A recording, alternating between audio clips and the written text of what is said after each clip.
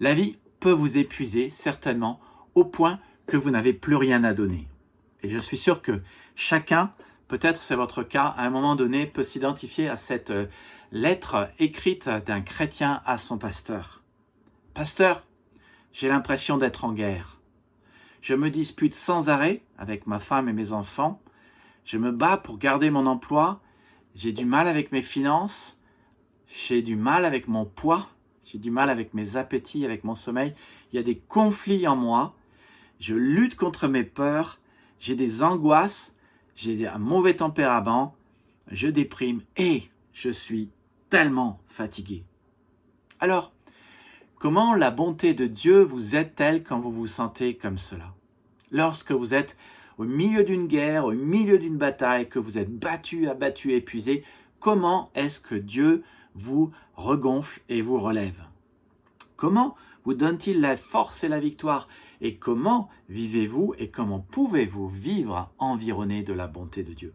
Comment la bonté de Dieu peut-elle vous aider? Eh bien, nous sommes dans une série « Vivre environné de la bonté de Dieu ». C'est notre 8e semaine et nous étudions ensemble, verset par verset, ce psaume bien connu et bien apprécié de tous, le psaume 23.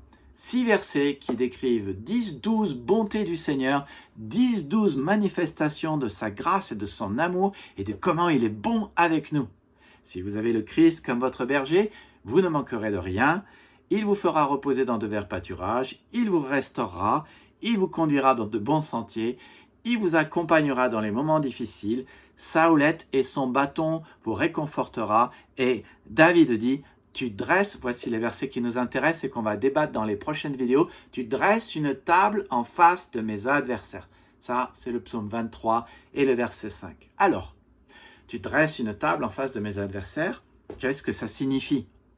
Et comment cela peut-il vous aider dans les batailles quotidiennes que vous menez? Et pour ce faire, nous répondrons à 4 questions.